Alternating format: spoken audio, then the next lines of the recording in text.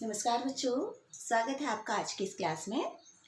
आज का हमारा टॉपिक है, आज की क्लास में हम पढ़ेंगे मार्कोनिकॉफ व प्रति मार्कोनिकॉफ का नियम। मार्कोनिकॉफ और प्रति मार्कोनिकॉफ का नियम जो कि कार्बनिक रसायन में बहुत इंपॉर्टेंट है। 11th क्लास हो, 12th क्लास हो या फिर हायर क्लास हो, वहाँ पर मार्कोनिकॉफ नियम से संबंधित क्वेश्चन अक्सर पूछे जाते हैं। तो सबसे पहले तो हम ये देखते हैं कि ये जो मार्कोनिकॉफ का नियम है वो किससे संबंधित है। हमारा टॉपिक क्लास में चल रहा है एल्कीन, और एल्कीन के अंतर्गत हम पढ़ते हैं एल्कीन में हाइड्रोजन हैलाइड का योग।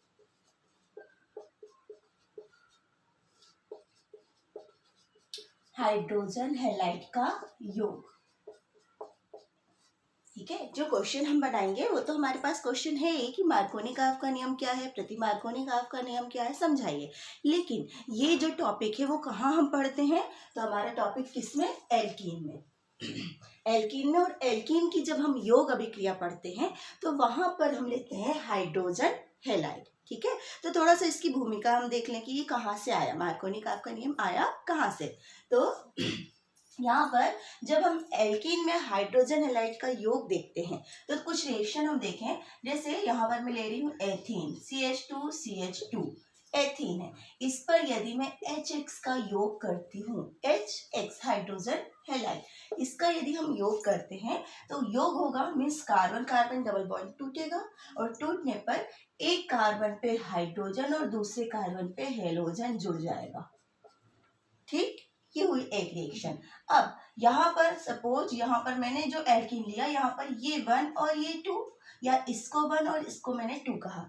किसी भी कंडीशन पे जो हेलोजन है वो हमेशा जिस कार्बन पे जुड़ेगा वो 1 नंबर का कार्बन हो जाएगा, ठीक है। अब यही रिएक्शन अगर मैं देखूं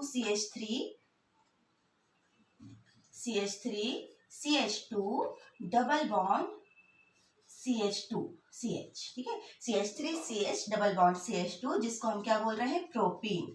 यही अभिक्रिया यदि हम प्रोपीन की पढ़ते हैं और प्रोपीन पर जब हम हाइड्रोजन हैलाइड का योग कराते हैं, अब हाइड्रोजन हैलाइड का योग कराने पर फिर से मैंने कहा कि यहाँ पर यदि मैं कार्बन की बात करूं तो ये सपोज 1 नंबर का कार्बन, 2 नंबर का कार्बन, और ये हुआ 3 नंबर का कार्बन, ठीक है, 1 2 3। अब यहाँ पर जब मैं हाइड्रोजन हैलाइड का योग करती हूँ तो या तो यहाँ पर हाइड्रोजन 1 नंबर के कार्बन पे या तो 2 नंबर के कार्बन पे जुड़ेगा। इस कंडीशन पे यहाँ बनेगा CH3CH2CH2X, ठीक है। क्या किया मैंने, जो हाइड्रोजन है उसे 2 नंबर के कार्बन से जोड़ दिया और जो हेलोजन है उसे 1 नंबर के कार्बन से जोड़ दिया। इसी रिएक्शन को अगर हम दूसरे तरीके से देखें तो यहाँ पर हम हो सकता है इसके अपोजिट हो कि जो हेलोजन है वो 2nd नंबर के कार्बन पे जुड़ जाए और जो हाइड्रोजन है वो 1 नंबर के कार्बन पे जुड़ जाए, ठीक है। तो दोनों ही कंडीशन पे मैंने 1 2 कार्बन पे एक पे हाइड्रोजन का योग किया और एक पे हेलोजन का योग किया, फिर उसके बाद मैंने जस्ट अपोजिट कर दिया। जब इस अभिक्रिया के हम उत्पाद देखते हैं तो हम यहाँ पर देखते हैं जो पहला वाला ये हमारा उत्पाद है, इसका नाम हम लिखते हैं 1X को हम बोल रहे हैं हेलो प्रोपेन, मतलब जो हेलोजन है वो किस नंबर पे जुड़ा, 1 नंबर पे। और जब यहाँ पर 2 नंबर पे हेलोजन को जोड़ते हैं तो इसका नाम क्या हो जाता है, 2 हेलो प्रोपेन, 1 हेलो प्रोपेन और 2 हेलो प्रोपेन। तो जब हम प्रोपेन की रिएक्शन हाइड्रोजन हैलाइड से करते हैं तो हम देखते हैं हमें 2 प्रकार के उत्पाद मिलते हैं, लेकिन वही रिएक्शन जब हम एथीन से करते हैं तो हमें जो उत्पाद मिलते हैं वो एक ही प्रकार का होता है, ठीक है। एक एग्जाम्पल और देख लेते हैं। यही रिएक्शन अगर मैं करती हूँ CH3CH double bond CH2 single bond CHCH3, ये जिसका नाम हम लिख रहे हैं 2 ब्यूटीन, 4 कार्बन है ब्यूटीन, 2nd नंबर पे डबल बॉन्ड है 2 ब्यूटीन। अब यही रिएक्शन अगर मैं 2 ब्यूटीन के साथ करती हूँ तो 2 ब्यूटीन पर जब HX का योग होता है, ठीक है। अब इसको थोड़ा नीचे से देखते हैं,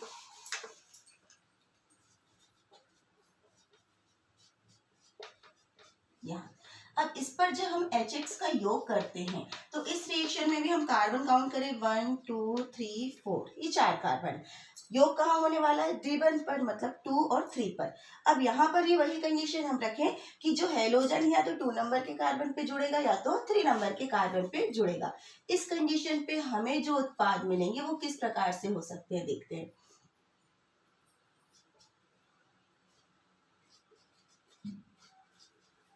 ये फर्स्ट, और इसी को अगर मैं यहाँ पर जोड़ती हूँ तो हमारे पास जो उत्पाद होगा वो लगभग सेम होगा, CH3, CH2, CHX और CH3।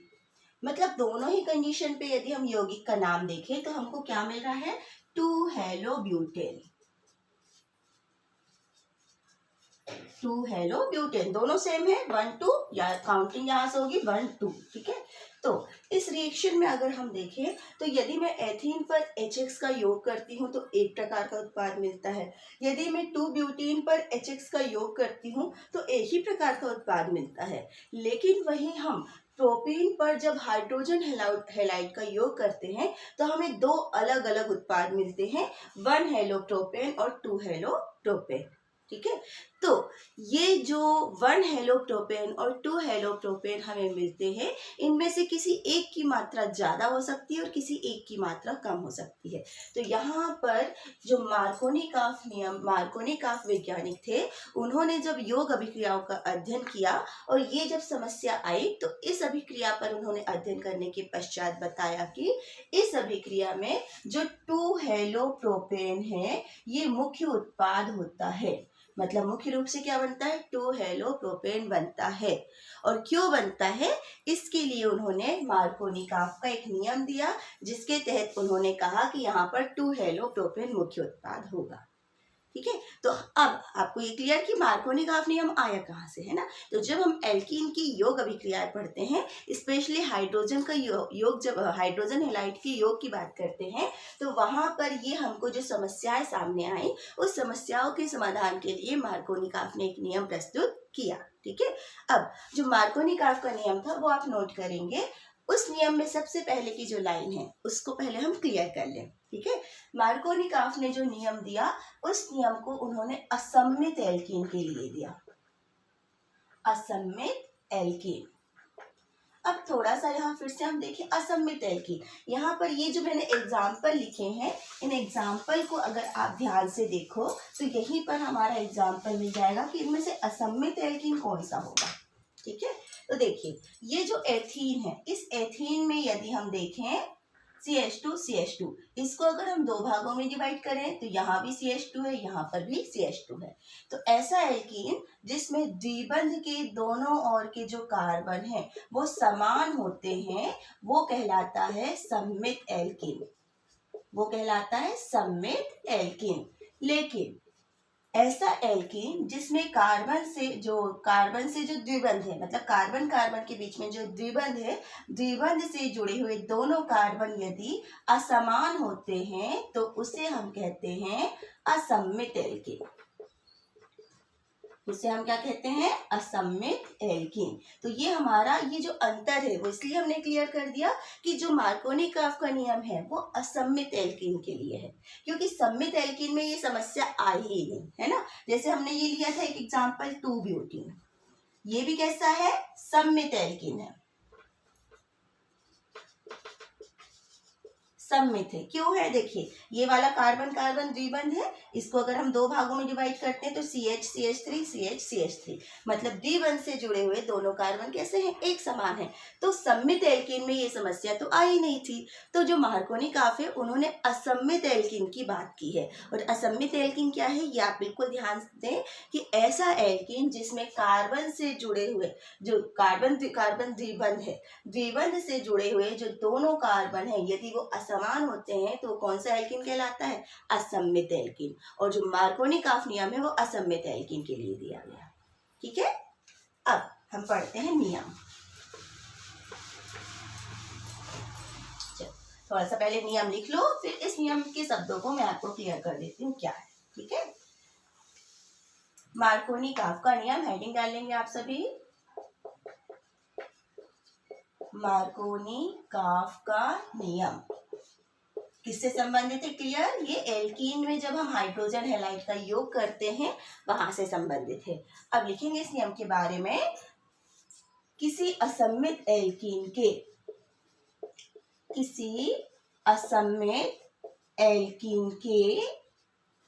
द्विबंध पर किसी ध्रुवीय अणु का योग होने पर, आप नोट करते जाएंगे, ध्रुवीय अणु का योग होने पर अणु का ऋणात्मक भाग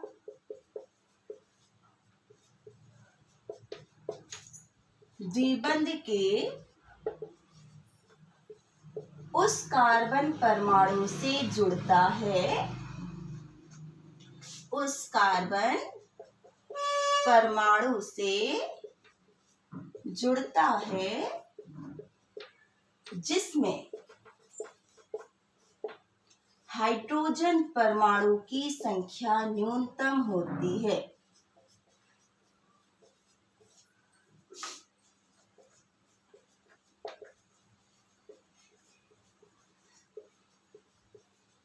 न्यूनतम होती है।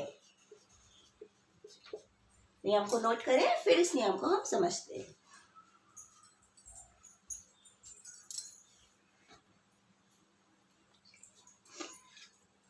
नियम नोट किया आपने? नियम क्या कहता है कि जब किसी असममित एल्कीन के द्विबंध पर यदि हम किसी ध्रुवीय अणु का योग करते हैं तो ध्रुवीय अणु का जो ऋणात्मक भाग है द्विबंध के उस कार्बन परमाणु से जुड़ता है जिसमें हाइड्रोजन परमाणु की संख्या न्यूनतम होती है। ठीक है, अब नियम आपने नोट कर लिया है, इसे हम एक एग्जाम्पल से देखते हैं। जैसे कि यहीं पर हम देख लेते हैं एक एग्जाम्पल। अभी हमने बात की किसकी? प्रोपीन की। हम सूत्र लिख रहे हैं CH3CH डबल बॉन्ड CH2। क्या नाम है इसका? प्रोपीन। और ये कैसा एल्कीन है? हमने पढ़ चुके हैं। ये कैसा एल्कीन है? असममित एल्कीन। असममित एल्कीन क्यों है? क्योंकि इसमें द्विबंध से जुड़े दोनों कार्बन असमान है, इसलिए इसे हमने कहा असममित एल्कीन। अब इस असममित एल्कीन पर जब हम ध्रुवीय अणु का योग करते हैं, ध्रुवीय अणु जैसे हमने बात की थी किसकी? X की जगह यहाँ पर मैं एग्जांपल में ले लेती हूँ Br, है ना। ध्रुवीय अणु क्या है? थोड़ा सा इसमें भी ध्यान दें कि यहाँ पर हम जानते हैं HBr में जो Br है वो इलेक्ट्रोनेगेटिव होता है, मीन्स ऋण विद्युतीय होता है, जिसके कारण वह साझे के इलेक्ट्रॉन को अपनी ओर आकर्षित करता है, जिससे Br पे आ जाता है आंशिक रूप से माइनस चार्ज और हाइड्रोजन पे आ जाता है प्लस चार्ज। ऐसे जो अणु हैं उन्हें हम कहते हैं ध्रुवीय अणु, है ना। ध्रुवीय अणु मतलब दो असमान अणु जिसमें प्लस माइनस चार्ज के अलग अलग पोल या ध्रुव बन जाते हैं, पोलर मॉलिक्यूल, उसे हम कहते हैं ध्रुवीय अणु। तो जब इसका योग होगा तो यहाँ पर मार्कोनिकॉफ ने क्या कहा कि असममित एल्कीन के द्विबंध पर जब किसी ध्रुवीय अणु का योग होता है तो अब इस अणु का जो ऋणात्मक भाग है, मतलब जिसमें माइनस चार्ज है Br, वह कहाँ जुड़ेगा? द्विबंध के उस कार्बन परमाणु से जुड़ता है जिसमें हाइड्रोजन की संख्या न्यूनतम होती है। तो हमें यहाँ पर दिख रहा है कि अगर हमने कहा प्रोपीन है ये CH2, तो यहाँ हाइड्रोजन की संख्या कम है और यहाँ हाइड्रोजन की संख्या कम है, तो उत्पाद बनेगा CH3CH। Br सेकंड नंबर के कार्बन पे जुड़ेगा और यहाँ पर हाइड्रोजन जुड़ेगा और उत्पाद जो बना उसका नाम क्या हो जाएगा? 2-ब्रोमोप्रोपेन। 2-ब्रोमोप्रोपेन। ठीक है, क्लियर? तो ये हमारा कहलाता है मार्कोनिकॉफ का नियम कि Br किस कार्बन पे जुड़ेगा जहां हाइड्रोजन की संख्या कम हो, मीन्स अभिक्रिया में मुख्य रूप से जो बनेगा वो है 2-ब्रोमोप्रोपेन। क्लियर? तो ये हुआ आपका किसका? मार्कोनिकॉफ का नियम। अब सेकंड हमारे पास है प्रति मार्कोनिकॉफ का नियम। फिर से आप हेडिंग डाल लेंगे, इसी नियम को मैं प्रति मार्कोनिकॉफ नियम में चेंज करने वाली हूँ। मार्कोनिकॉफ नियम क्लियर? इसी में आप हेडिंग डाल लेंगे प्रति मार्कोनिकॉफ नियम। ठीक है, अब मार्कोनिकॉफ नियम और प्रति मार्कोनिकॉफ नियम। प्रति शब्द लग गया, मतलब वहीं पर क्लियर हो गया कि मार्कोनिकॉफ नियम से क्या होगा, वो अपोजिट होगा। तो जो एमएच खरास नामक जो साइंटिस्ट है, उन्होंने मार्कोनिकॉफ नियम है उसमें ही थोड़ा सा सुधार किया, थोड़ा सा उन्होंने चेंज किया कि यही अभिक्रिया यदि परऑक्साइड की उपस्थिति में होती है, यही जो पूरी अभिक्रिया है वही यदि परऑक्साइड की उपस्थिति में होती है, परऑक्साइड की उपस्थिति में होती है, तो जो उत्पाद बनता है वो मार्कोनिकॉफ नियम के विपरीत होता है। मार्कोनिकॉफ नियम के विपरीत होता है, मतलब इसी अभिक्रिया में यदि हम परऑक्साइड की प्रेजेंस लेते हैं तो अब जो उत्पाद बनता है वो मार्कोनिकॉफ नियम के विपरीत होता है। मीन्स क्या हुआ कि ध्रुवीय अणु का जो ऋणात्मक भाग है वो अभी कहाँ जोड़ा था, जहां हाइड्रोजन की संख्या कम थी, लेकिन परऑक्साइड की उपस्थिति में अब ये जो Br है वो उस कार्बन पे जुड़ता है जहां हाइड्रोजन की संख्या अधिक हो। मतलब अब इस अभिक्रिया में जो मुख्य उत्पाद है वो क्या हो जाता है, 1 ब्रोमोप्रोपेन, 1 ब्रोमोप्रोपेन। ठीक है, अब देखो इसी नियम को हम सुधार लेते हैं। हमारे पास क्या है, प्रति मार्कोनिकॉफ का नियम। उन्हीं शब्दों पे हम ध्यान रखेंगे, जब किसी असममित एल्कीन के द्विबंध पर ध्रुवीय अणु का योग कब होता है, तो यहाँ पर आ जाएगा परऑक्साइड की उपस्थिति में होता है। आप नोट कर लेंगे कि ध्रुवीय अणु का योग परऑक्साइड की उपस्थिति में होता है, तो उस अणु का ऋणात्मक भाग द्विबंध के उस कार्बन परमाणु से जुड़ता है जहां हाइड्रोजन की संख्या अधिकतम होती है, हाइड्रोजन की संख्या अधिकतम होती है। ठीक है, तो ये हो जाता है प्रति मार्कोनिकॉफ का नियम। ठीक है, मार्कोनिकॉफ और प्रति मार्कोनिकॉफ नियम। मार्कोनिकॉफ नियम कहता है कि ध्रुवीय अणु का योग होने पर जो यौगिक है उसका ऋणात्मक भाग द्विबंध के उस कार्बन से जुड़ता है जहां हाइड्रोजन की संख्या कम हो। वहीं प्रति मार्कोनिकॉफ नियम कहता है, जिसकी खोज किसने की थी, एमएच खरास नामक वैज्ञानिक ने। तो एमएच खरास के नाम पर इसे हम खरास प्रभाव भी कहते हैं, खरास प्रभाव भी कहते हैं। उन्होंने क्या कहा कि यदि यही अभिक्रिया परऑक्साइड की प्रेजेंस में होती है तो अणु का ऋणात्मक भाग अब उस कार्बन से जुड़ता है जहां हाइड्रोजन की संख्या अधिक होती है। तो ये कहलाता है प्रति मार्कोनिकॉफ का नियम। और प्रति मार्कोनिकॉफ का नियम क्योंकि वैज्ञानिक के नाम पे से खरास प्रभाव कहा जाता है, और क्योंकि अभिक्रिया परऑक्साइड की प्रेजेंस में होती है तो इसे ही हम परऑक्साइड प्रभाव भी कहते हैं, परऑक्साइड प्रभाव भी कहा जाता है। नोट करिए होगा आपने। अब हम कुछ एग्जाम्पल देखते हैं इन दोनों से संबंधित।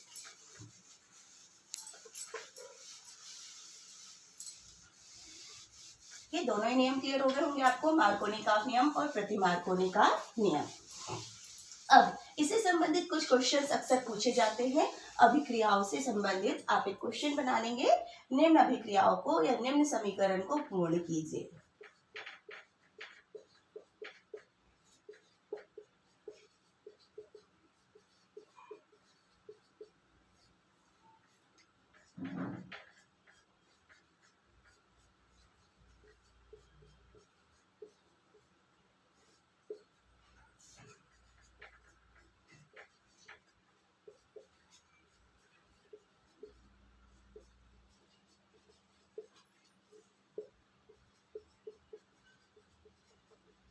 पहले नोट कर ले रिएक्शन, फिर मैं बताती हूँ ये रिएक्शन में क्या आंसर हमको बनाना है।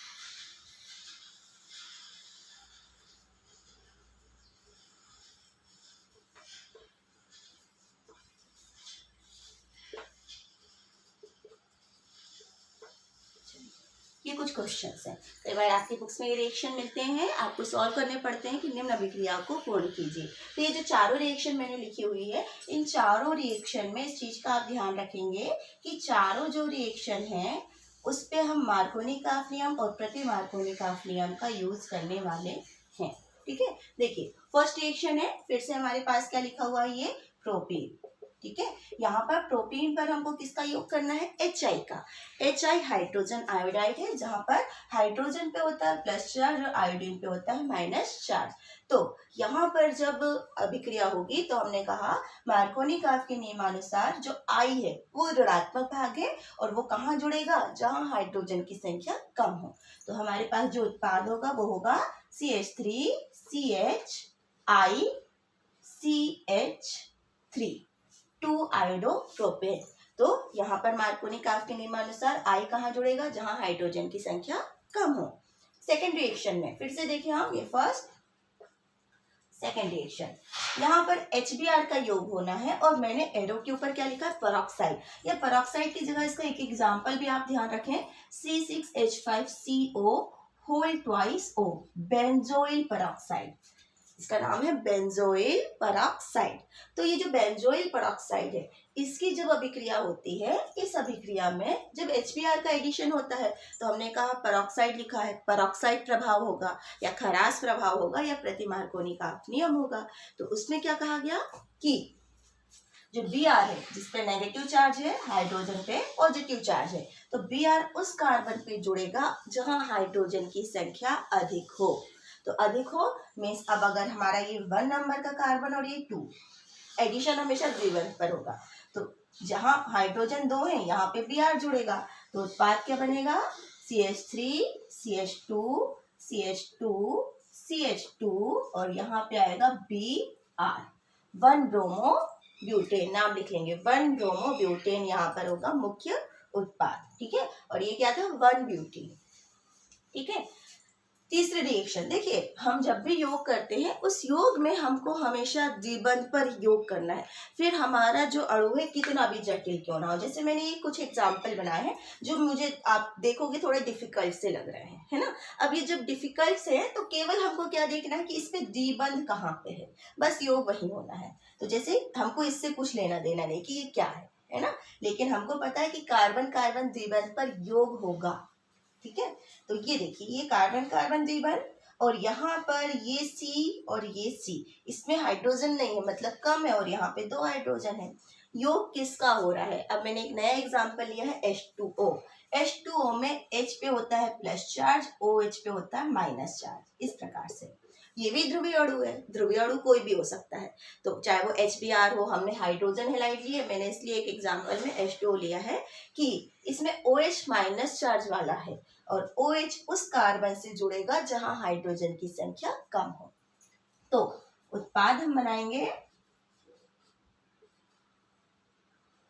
CCH3, इस कार्बन पे OH और इस कार्बन पे जोड़ेंगे हाइड्रोजन, तो ये हमारा हो जाएगा उत्पाद मार्कोनी-काफ नियमानुसार OH उस कार्बन से जुड़ेगा जहां हाइड्रोजन की संख्या कम हो। ठीक है, और लास्ट रिएक्शन में फिर से एरो के ऊपर क्या लिखा है, पेरोक्साइड, मतलब कि मार्कोनी-काफ नियम के विपरीत प्रति मार्कोनी-काफ नियम। तो देखो, इस पूरे यौगिक को हमको लिखना ही है, लेकिन यौगिक में हमको योग उस कार्बन पे करना है जहां हाइड्रोजन की संख्या कम हो, है ना। तो ये देखो, ये वाला कार्बन बस हमको देखना है, बाकी तो हम एज इट इज जैसा है वैसा ही लिखेंगे। थोड़ा छोटा बना रही हूँ जगह के कारण, आप अपने हिसाब से बना लेंगे। CH3 CH CH3 CH2। अब देखो, इस वाले भाग में तो कोई द्विबंध नहीं है, द्विबंध यहाँ पे है, इसमें एक हाइड्रोजन है और इसमें एक भी हाइड्रोजन नहीं है, पर पेरोक्साइड की प्रेजेंस में है, मतलब I वहां जुड़ेगा जहां हाइड्रोजन की संख्या क्या हो, अधिक हो। तो I को हमको यहाँ जोड़ना पड़ेगा, CHI, यहाँ पर एक हाइड्रोजन है और यहाँ पर नहीं है, यहाँ पे CH3H आ जाएगा और यहाँ आ जाएगा CH3।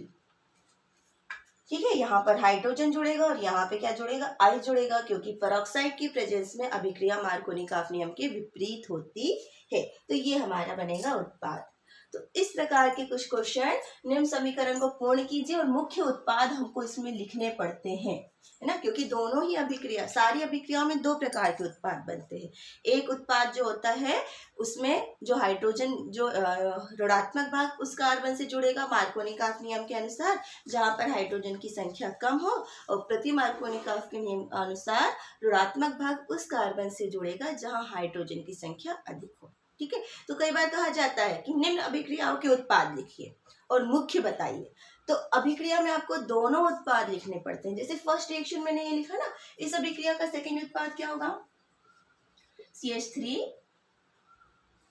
CH2 CH2I, मतलब एक है 2 ब्रोमो प्रोपेन और सेकंड में क्या है 1 ब्रोमो प्रोपेन, 1 आयोडो है ना, यहाँ पे क्या आई है 1 आयोडो प्रोपेन,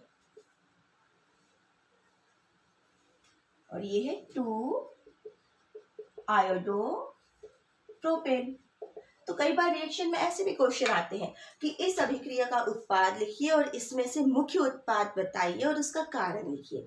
तो आप इस प्रकार से दोनों उत्पाद बनाएंगे और उसमें आप लिखेंगे कि इनमें से जो 2 आयोडोप्रोपेन है ये मुख्य उत्पाद है, क्योंकि मार्कोनिकॉफ के नियमानुसार अणु का ऋणात्मक भाग उस कार्बन से जुड़ेगा जहां हाइड्रोजन की संख्या कम हो।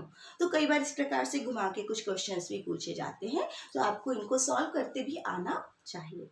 ठीक है, तो ये हुआ हमारे पास मार्कोनिकॉफ और प्रति मार्कोनिकॉफ नियम से संबंधित कुछ एग्जाम्पल।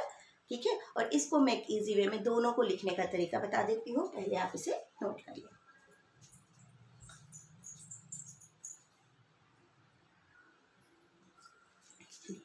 नोट कर लिया होगा आपने। इस रिएक्शन में थोड़ा सा ये सुधार लेंगे, बेंजोइल पेरोक्साइड का सूत्र COO होल ट्वाइस, दो ऑक्सीजन ऑक्सीजन ये आपस में जुड़े हुए हैं, तो बेंजोइल पेरोक्साइड। ठीक है, वो मैंने जो लिखा था वो बेंजोइक एनहाइड्राइड हो जाएगा, इसलिए तो ये हो जाएगा बेंजोइल पेरोक्साइड। ठीक है, नोट कर लिया आपने।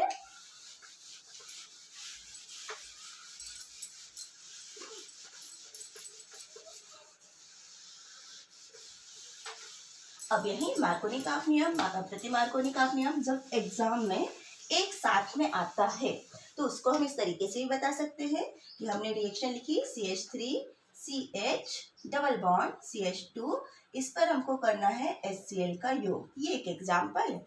इस अभिक्रिया में दो प्रकार के उत्पाद बनेंगे, है ना। एक में हमने कहा एक जो हमारा उत्पाद होगा वो मार्कोनिकॉफ नियमानुसार होगा,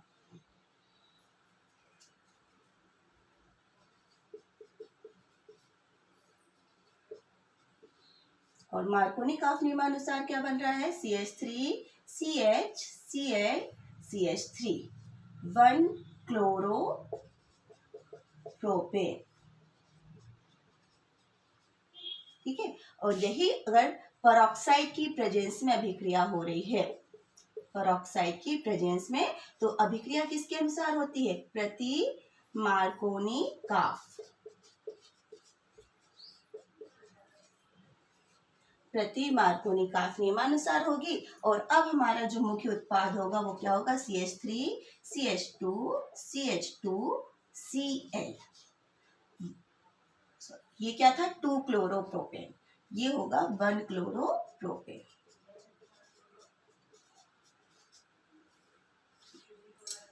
है ना, तो जब हम क्वेश्चन आता है दोनों तो उसको इस प्रकार से भी बता सकते हैं दोनों को कि प्रोपीन, ये क्या है प्रोपीन, जब प्रोपीन पर HCl का योग होता है तो HCl का योग होने पर मार्कोनिकॉफ नियमानुसार इस अणु का जो ऋणात्मक भाग है, मतलब जो क्लोरीन है, वो द्विबंध के उस कार्बन से जुड़ेगा जहां हाइड्रोजन की संख्या कम हो, मतलब कि अभिक्रिया में 2 क्लोरोप्रोपेन मुख्य उत्पाद होगा।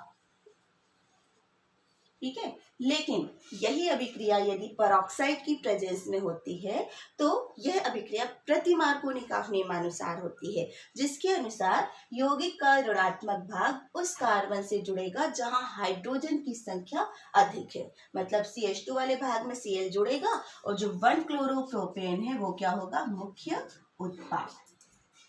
ठीक है, तो ये हुआ मार्कोनिकॉफ और प्रति मार्कोनिकॉफ का नियम, जो कि बहुत इंपॉर्टेंट है। बहुत अच्छे से इसको पढ़िए, समझेंगे, और इससे संबंधित बहुत से रिएक्शंस जो बुक के पीछे हैं उन्हें आप जरूर सॉल्व करें। ठीक है, और वीडियो अगर पसंद आता है तो लाइक करें और मेरे यूट्यूब चैनल को जरूर सब्सक्राइब करें। Thank you.